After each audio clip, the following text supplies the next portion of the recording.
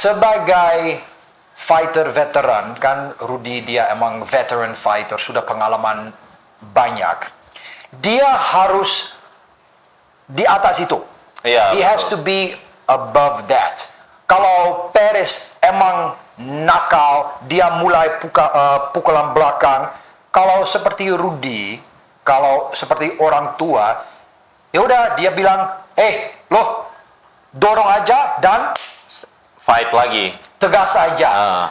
Cari KO, cari hukuman. Iya.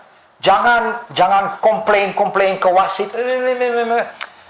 Oke guys, jadi Father di sini sama Bang Andika. Iya. Dan kita mau sedikit review dan analisis partai yang Main event kita. the main event kemarin, Perez versus Rudy. Nah, Bro Andika, ini aku baru nonton untuk kedua kali. Iya. Nanti lewat laptop. Iya. Dan aku skor sebagai neutral. Iya. Ya. Aku skor masing-masing. Ya. Aku setiap kali aku hitung Setiap pukulan detail clean, pukulan. setiap detail yang pukulan clean, Clean shot. dan aku skor every round Ya. sebagai neutral. Ya. Oke. Netral posisinya. Nah, sebelum kita ngobrol skornya, Ya. aku mau bahas sedikit dulu tentang pukul kepala belakang. Kepala belakang, ya. Karena menurut saya, Perez Maisan dia emang mulai duluan. Betul. Pukul belakang Betul. itu nggak Illegal. boleh. It's illegal. Tapi begini guys, kalau pakai kalau boxing di boxing rules, pakai glove yang besar. Kalau di pukul belakang, kalau pas clinch terus di pukul belakang, ini cuma begini aja. Tapping. Ini sakit nggak? Ini sakit nggak? Enggak, itu as a fighter biasa, Bang. Itu biasa Biasa. aja. Walaupun nggak boleh, walaupun illegal, tapi itu nggak sakit. Habis my fight, aku terima beberapa pukulan dari Roy Tua, bam, straight to my face. Ada luka nggak? Selain sedikit berdarah, tapi ada luka nggak? Nggak ada sama sekali. Nothing. Jadi ya sorry, aku nggak terlalu percaya. Kemarin aku lihat video Rudy kayaknya sama Zenwalk. Dia tunjuk, lihat, coba rasa kepalanya. Oh ya. Nah, ini sedikit, it's too much. Dan sebagai fighter veteran, kan Rudy dia emang veteran fighter, sudah pengalaman banyak. Dia harus di atas itu. Iya, He has to be above that. Kalau Perez emang nakal, dia mulai pukulan belakang. Kalau seperti Rudy, kalau seperti orang tua, ya udah dia bilang, loh, dorong aja dan Fight lagi. tegas aja. Cari KO, cari hukuman. Iya. Jangan komplain ke wasit. Ini just my opinion dari aku aja.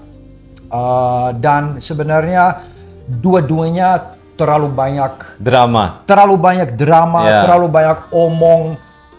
Padahal rondenya cuma 2 menit aja. 2 menit. Nggak ada waktu untuk komplain, discuss, fight aja guys. Iya. And itu sama-sama untuk Rudy dan Maisan Perez juga. Nah, oke, udah selesai itu ya. Kita bahas sedikit untuk skornya. Penilaian. Nah, tadi aku lihat fight-nya. Aku skor setiap ronde. Aku hitung pukulan yang clean ya. Dan nanti lihat skor aku. Ronde pertama aku skor 10-9 untuk Rudy. Kedua 9-10 Perez. Ketiga 9-9 draw. Ronde ketiga. Ronde keempat 10-9 Rudy. ronde terakhir karena ada deduction 1 poin. Iya. Jadi aku sedikit kasih ke Paris, sedikit aja. Berarti 8-9 untuk Paris. Nah, kalau kita hitung skornya, aku surprise sedikit, tapi aku hitung udah beberapa kali.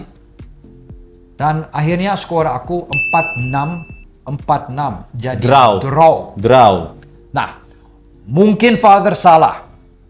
Tapi sebagai neutral, aku bisa skor fight ini dan ya mungkin ya aku close sama Paris, aku Father Paris, tapi aku hormati Rudy juga, dan sebagai real fighter aku bisa kasih nilai jujur. Iya. Oke, dan skor aku 4-6 jadi draw. Nah, kita tunggu decisionnya dari wasit dan hakim. Ini yang nggak masuk akal. Ini yang nggak masuk akal, guys. Nih, wasit pertama atau hakim pertama 45-48. Oke. Wasit kedua, hakim kedua 39-47. Kok 39? Iya.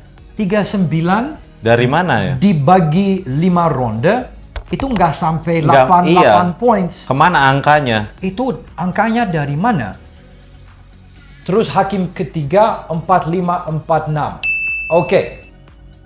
Sedikit aneh. Dan seperti itu. Rudy menang. Tapi decisionnya apa? Majority decision. Apa artinya majority decision? Mayoritas. Majority decision adalah 1 draw. Betul. Dan 2 menang. Betul. Jadi mayoritas dari penilaian wasit yang memenangkan karena ada 1 draw. Betul. Tapi di dalam scorecard dari officialnya, siapa ada yang draw, siapa ada nilainya sama, nggak ada. Ini semua nilainya beda. Jadi seharusnya unanimous decision. Jadi ini aneh. Sedikit aneh. Terlalu aneh. Ini saya nggak mau sebut siapa yang salah, karena itu ya menurut aku nggak terlalu penting. Iya.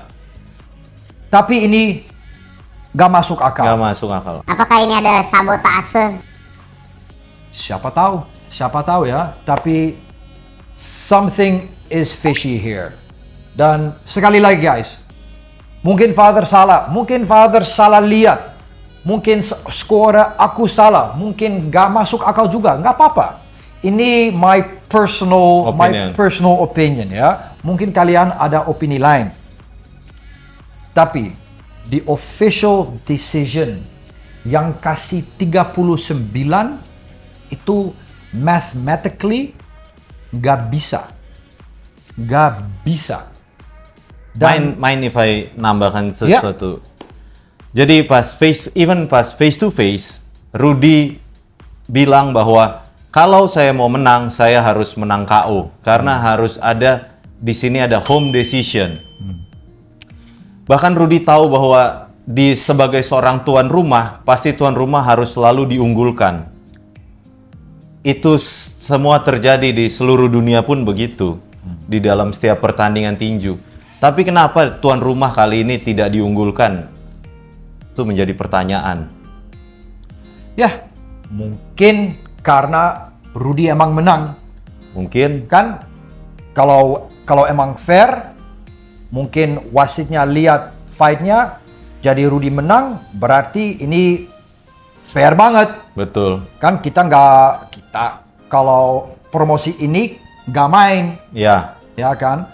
Dan saya harapan sendiri, walaupun saya dari HSS, tapi harapan saya kita nggak main-main di belakang layar. Iya, betul. Tapi sekali lagi, ini skornya tidak masuk akal. Ada yang mau tambahan?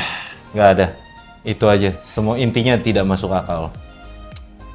So, coba tulis di komentar guys, menurut kalian siapa menang dan ini skornya masuk apa enggak, dan untuk nextnya, untuk Rudy atau Paris, apakah untuk nextnya? I'll hear from you guys soon. Thank you. Thank you, Father. Thank you, bro. Thank you.